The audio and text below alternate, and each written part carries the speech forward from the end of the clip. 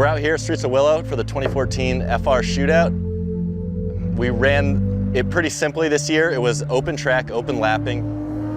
Every entry just went out there whenever they wanted, got to run as many laps as they could get in. The idea was to get the fastest lap time won. It was that simple.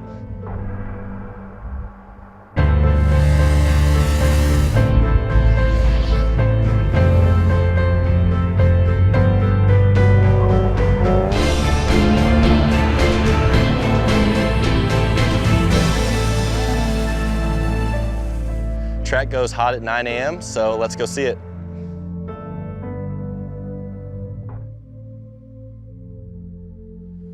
For our 2014 FR Shootout, we had 13 entries make their way up to Streets of Willow. 5 makes, 6 models, and out of those 13, 6 were boosted, all utilizing superchargers. Track conditions were dry, and therefore traction was pretty good throughout the day.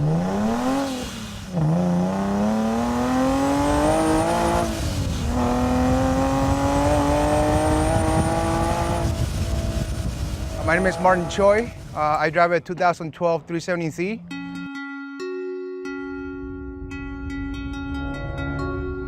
We added a supercharger, GTM, road tricks, running 10 PSI, almost 500 to the wheels. So that's new to me. The car hasn't been driven for about a year. This is actually my second FR Shootout. I ran last year in NA class. And this year we're just scrambling to get the car ready and get it going. And now we've been testing with the tires, a lot of suspension tuning, tire pressure, disconnecting the rear sway bar. I kept getting oversteer, then understeer, you know. So we're trying to fix each thing at a time.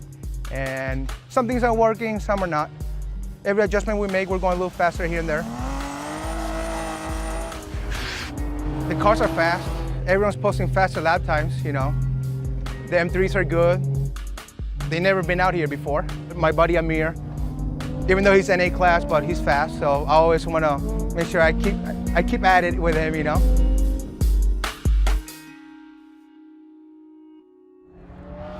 Hi, my name's Tony Jackson. I'm with iBox Springs, and I'm competing in the FR Shootout in my E46 M3. So far, the car is running really good, and just kind of get a feel for the tires. And I think we're putting on some good times so far, so I'm pretty happy with how everything's going. My car doesn't have a whole lot of power. I just have an intake and exhaust, but I'm using our iBlock Multi-Pro R2 coilovers. It keeps the car planted, it keeps the car controllable. But what works for me is having a slightly stiffer suspension in the front, or at least a damper setting, and backing off a little bit in the rear just to get the car to push the way that I want, and using more throttle to kind of get the car to rotate the way that I want. You talk to any competitor here at the FR Shootout and they'll tell you going fast is great, but I got to be able to stop this thing. Effective brakes is really where it's at. The ability to race with your competitor and to be able to go deeper into the corner before you've got to apply your brakes is critical to shorter lap times. Brakes on normal passenger cars are sized right for those weight vehicles for what they're going to be used for. Large brakes, on the other hand, have more surface area and can dissipate more heat, and that's what we're after.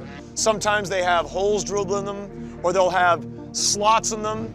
The whole rotor itself is larger than a stock rotor, but it doesn't weigh as much because the outer portion might deal with the heat and has to be strong and steel, but the inner portion's usually an aluminum hub. It's strong, but it's light, taking off unsprung weight.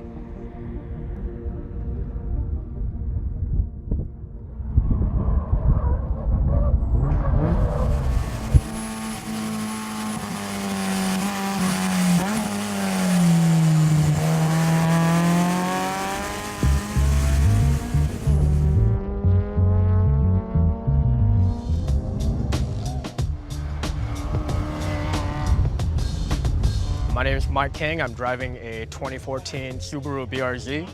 We have a Jackson Racing supercharger on here, Tomei headers, tuned by Church Automotive Testing.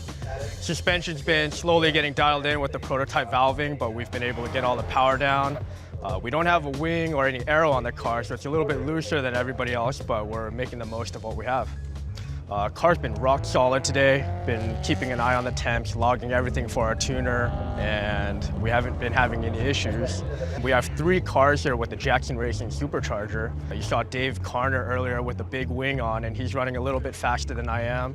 I have a better suspension setup than the red FRS next to us, so I'm running a little bit faster than he is. So the level of work that's done to every car is pretty accurately reflected.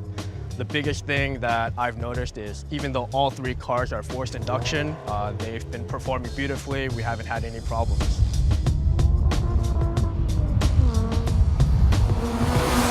The power that these vehicles make is impressive, but we've got to get that power through the driveline and down to the ground effectively.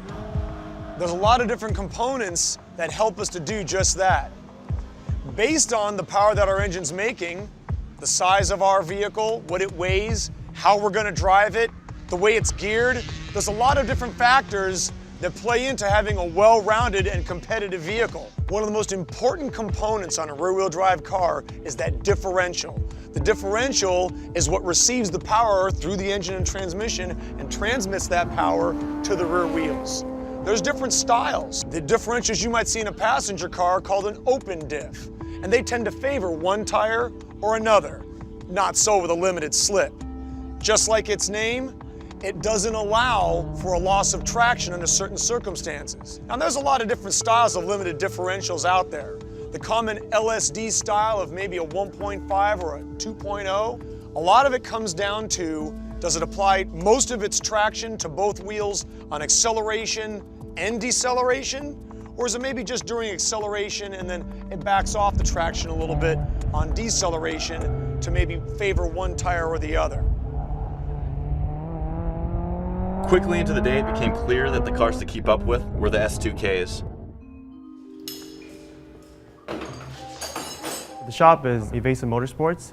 We are located in Los Angeles, about 20 minutes south of downtown LA, and we specialize in import, automotive tuning, and performance parts and sales. We actually have been working on S2000s for about 10 years now, and this particular one you see right here, we've probably been working on for about 2 to 3 years. Before this, we had what we call version 1, which is a blue version of our shop S2000s. We learned a lot on that car as we built it throughout the years. This is kind of just the second version, a better version of it. Aerodynamics is done all with Voltex aeros, so the front bumper, splitter, side skirt, rear diffuser, wing, it's all Voltex. It has full interior, and it still runs on 91 pump gas, so technically you can still drive it around, go to the gas station and stuff like that. The engine is actually completely stock. The only thing we did was bolt on a HKS supercharger to up the power to about 340 to the wheels.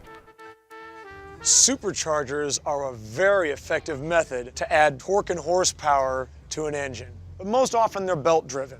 The benefit of being belt driven is, as soon as the engine spins faster, the supercharger will start to spin faster. And that can give you an instant torque hit right off the bat, especially if you're using a positive displacement or root style supercharger. A root supercharger has the benefit of that instant boost. One of the downsides of a roots type supercharger is that it's usually located real close to the engine, and that can tend to cause heat soaking issues. A centrifugal supercharger really excels at top end. Takes a little while to build boost, but once it builds that boost, it comes on like a freight train in the top end. But one of the other benefits of a centrifugal supercharger is that they're usually mounted on some type of bracket system where it doesn't have as much heat soak off the engine. Every method of forced induction has pros and cons. And sometimes, depending on what the driver wants to do and the type of track conditions, you might build a vehicle with a certain type of forced induction to suit your needs. The reason why we went the supercharger is because the power delivery is very similar to a naturally aspirated car, where the car is still very drivable. What S2000s really like is balance, and we feel that a supercharger provides that type of balance as far as power output and just drivability. The response is like an NA engine where when you get on the gas, you have power instantly.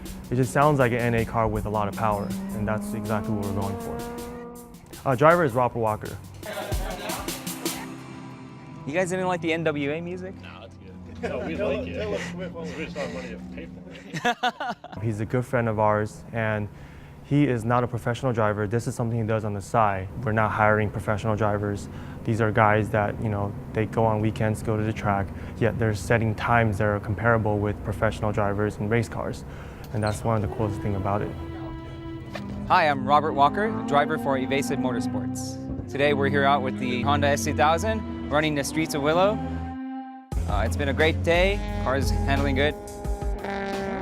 Everything needs to basically work together and balance out in order to put a really good lap time. Controlling the road movement, the timing, and also the actual suspension travel. You don't want excessive travel, but you want enough ample travel to basically absorb all the bumps and irregularities on the road. So it's a fine balance, and then everybody tries to meet that sweet spot, but it's very difficult.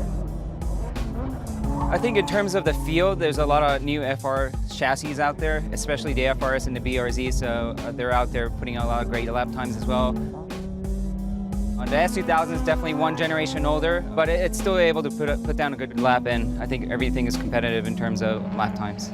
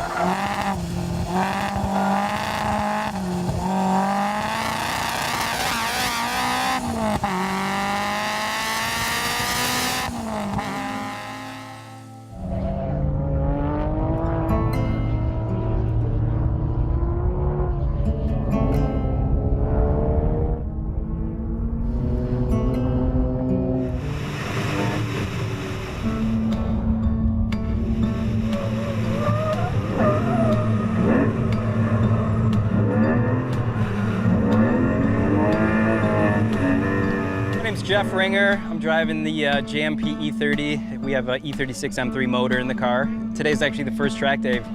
It's a daily driver with air conditioning, but we threw the Continental tires on.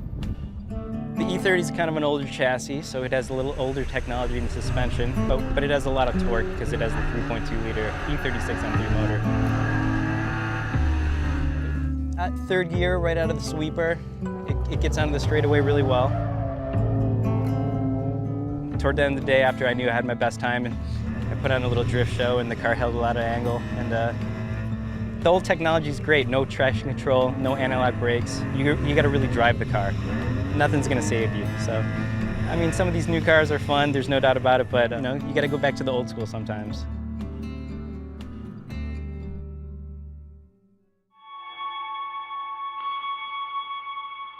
This year's competition was dominated by the S2000.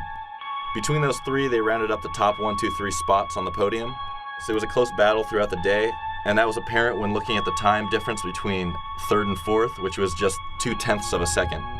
On the German end, Amir's 1997 BMW M3 clocked the fastest time at 1:27.994. All right, that's a wrap for FR Shootout. Evasive wasn't the first time here. They brought the same S2000 they brought out last year. This time, though, they had a supercharger.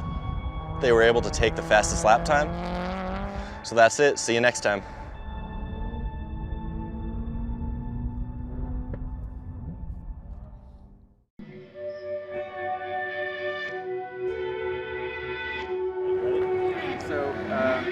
Yes, sir.